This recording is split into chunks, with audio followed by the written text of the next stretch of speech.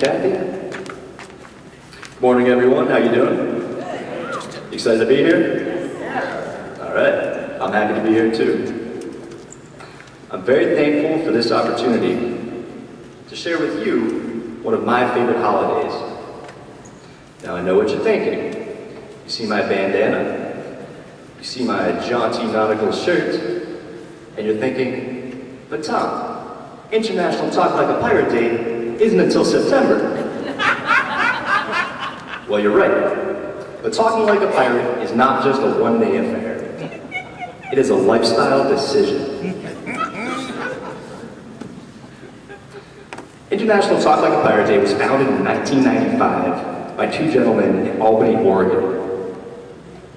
It was a dirty game of racquetball, and it's been growing in popularity ever since and has gained something of a cult following.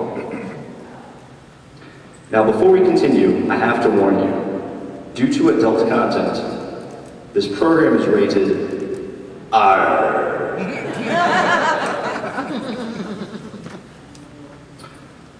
So I recently, this past September, to get ready for the big day, I met up with a pirate friend of mine so that he could teach me some of the finer points of pirate lingo. I was in the bar and I saw him walk in, and I tried to show him that I knew what I was doing. And I said, "Ahoy, matey," in my best pirate voice. And he said back to me, "Ahoy, ye filthy, foul-billed rat." I was taken aback. But then he explained, there are different levels of pirate friendship. So you might say to someone, "Ahoy, matey," and that means, "Hello, friend." Or you might say, "Ahoy, me hearty." That's a close friend. But a bilge rat, that's a filthy, disgusting animal. If you know anything about ships, the bilge is the very bottom of the ship, with all this stinky, gross, disgusting water. And any animal that lives there is a foul creature. So pirates, this is the highest compliment. And this means you're a lifelong friend. So after he explained, I was pretty choked up. But I noticed that he must have been in a terrible accident. Because the last time I'd seen him, he was the picture of health. But now, he was missing a leg, and he was missing a hand, and he had a patch over one eye. So he sat down, and I asked him, "Goodness, what happened?" He said, "Oh, did nothing." "Well, no, what happened? It looks like you hurt your leg." "Oh, that day, we were in the middle of a fierce sea battle, and a cannonball took off my leg. But look, I've got this shiny mahogany leg now." And he was pretty happy with it. "Well, what about your hand?" I asked. "Oh, that day, I was in a fierce swashbuckling war, and my hand was chopped off. But look, I've got this shiny hook now. What do you think?" "Good point. It was the shiniest hook hand I'd ever seen." "What about the eye?" I asked. "Oh, that day I was swabbing the deck, and I looked up, and a seagull pooped in the eye." "Well, goodness, but surely you didn't lose your eye just due to seagull poop." "Ah, no. It was my first day with the hook." Poor guy. But he seemed like he was in pretty good spirits. So we got on to the business of the day, and he taught me some pirate phrases. So some things are simple. For example, if you ask a pirate, "Are you free for dinner on Saturday?" the pirate might just say, "Aye." And that just means yes. Pretty straightforward, right? But there's some subtleties. So for example, if a pirate captain asks a deckhand to swab the deck, he might say, "Aye, aye, captain." And that doesn't mean yes, yes, which is what I thought. It means I'm going to ignore everything you just told me and go drink some rum. And you see this all throughout pirate speech. So for example, if you ask a pirate if you can borrow $20, the pirate is likely to say, "No, matey." And that means no. But if you ask a pirate, "I was looking in my wallet and all my cash is gone. Did you take it?"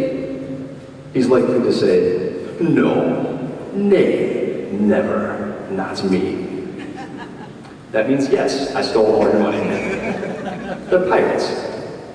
But you see that they might deny something 3 or 4 times. It's because they have guilty consciences. So there's one more thing that he taught me, which I'd like to share with you today, if you're willing. The most universal pirate phrase, the word that sort of encapsulates all of pirate lingo, the word that you have to start with, is the one I started the speech out with. Arr. So I'm going to teach you how to be effective at saying this one word. It's actually very simple. All you have to do is, instead of speaking towards the front of your mouth, arr, you're speaking towards your throat. Arr, down here. Then, you have to speak out of one side of your mouth and squint one eye. Trust me, it helps. The best way to do this is to imagine you are biting into the thickest, toughest piece of beef jerky you have ever seen. You guys ready to try it? That sounds like a no. Well, I'm going to count to 3, and at least 2 people are going to do this. All right, you guys ready for beef jerky? Chosen the side of the mouth. Don't get all the way up there and then have to decide left or right, okay? I want you to be prepared for this. All right, 1, 2, 3. All right, that's pretty good. I know it's morning. I know you guys are, still kind of like getting the coffee. Let's try one more time, because I think we can do better. One more time. 1, 2, 3. Arr. I've never heard this many people say "ar" before. It's phenomenal. I love it. So I learned a lot from my pirate friend, but just as we were getting into it, unfortunately, he was called away by an urgent text message about buried treasure. This is what's known as a pirate booty call.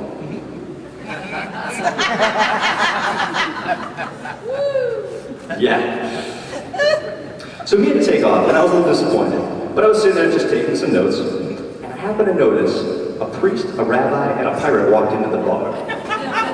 And I thought, what is this, some kind of joke?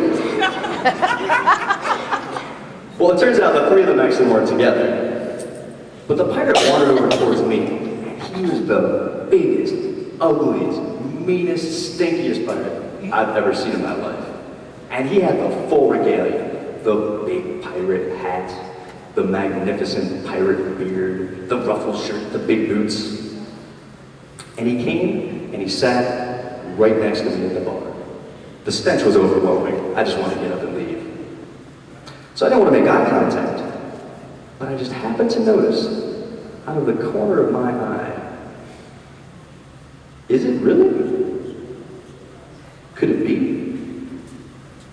Sure enough, it was the unmistakable impression of a small ship's steering wheel in his pants. I tried to look away. Unfortunately, he caught me looking. "Avast, ye scurvy dog, what ye be looking at?" he said to me. I didn't know how to respond, so I thought, I'll just be honest.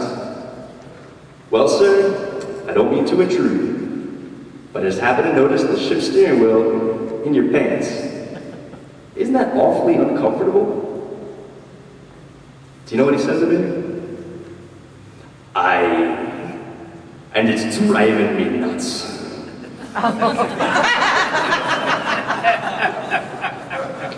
Well, thank you folks for this opportunity. I hope that you learned some things and you're prepared for next September 19th for International Talk Like a Pirate Day. Before I give the microphone back to Kathy, I would like to talk, if I may, about having fun during your job search. I've been in Austin for a year. Last Saturday, exactly.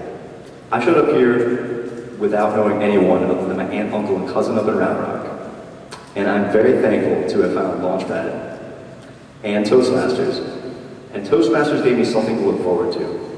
And I made a point of making my speeches not about not having a job, because I thought about that all day, 24/7.